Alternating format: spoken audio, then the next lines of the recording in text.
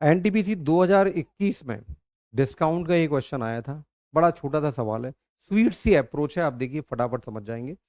Scene यह है कि एक व्यापारी अपने माल को कॉस्ट प्राइस से 25% ज्यादा प्रिंट कर रहा है। क्रय मूल्य से जितने में खरीदा है उसको 25% बढ़ा के उसकी एमआरपी तय कर दी उसने, और उसके बाद फाइनल बिल पे वो 12% का डिस्काउंट दे रहा है। तो पहले क्या किया व्यापारी ने, जितने में सामान खरीद के लाया उसको 25% अधिक करके एमआरपी बना दी उसकी, और फिर प्रिंट प्राइस पर 12% का डिस्काउंट दे दिया। आपको ये बताना है कि व्यापारी को कितने प्रतिशत का लाभ होगा। सवाल आपको समझ में आया?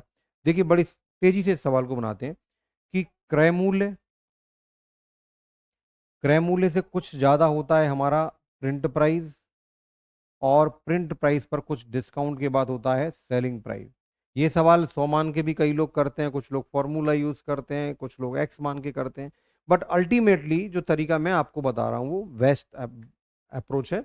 बाकी मैं सब फंसोगे आगे जाके बाकी तरीके में। तो सबसे पहले 25% तो बढ़ा दिया उसने प्रिंट प्राइस को, और फिर 12% का डिस्काउंट दे दिया।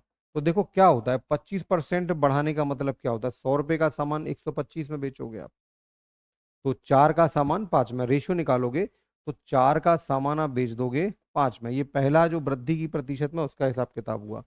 फिर 12% का डिस्काउंट का मतलब क्या है, 100 का माल 88 में बेचोगे आप, 4 से काटोगे तो 25 का माल 22 में।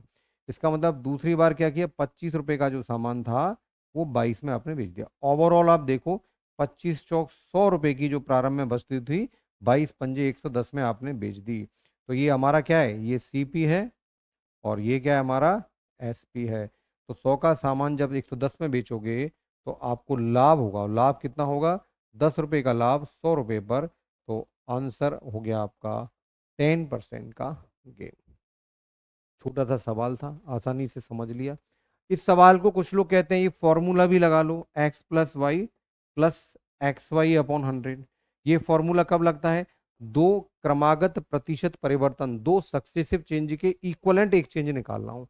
तो x बढ़ रहा है तो +25, y घट रहा है, सेकंड चेंज y होता है, -12 +25 इंटू -12/100। तो भाई ये कितना हो गया, ये 13 हो गया, माइनस आ जाएगा। ये कितना हो गया आपका, 12 पंजे 60, 0 6, और 12 दूनी 24, 6, 300/100। ठीक है, तो ये कितना हो गया, 10 13 में से 3 गया तो 10%। एक तरीका ये भी सकता है। लेकिन फॉर्मूले क्या करते हैं, हमारे दिमाग को स्लो कर देते हैं, लॉजिक हमको शार्पनेस देते हैं। इसीलिए मैं लॉजिक को प्रेफर करता हूँ, क्योंकि सवाल को आप उलझाओगे, मान लो 3% चेंज हो जाए तो फिर फॉर्मूला काम नहीं करेगा। इसलिए ये बहुत सीमित क्षेत्र में काम करते हैं, और लॉजिक तो ओवरऑल बेस्ट है, हर तरह के न्यूमेरिकल में काम करता है। वीडियो अच्छा लगा हो तो लाइक करें और शेयर भी करें।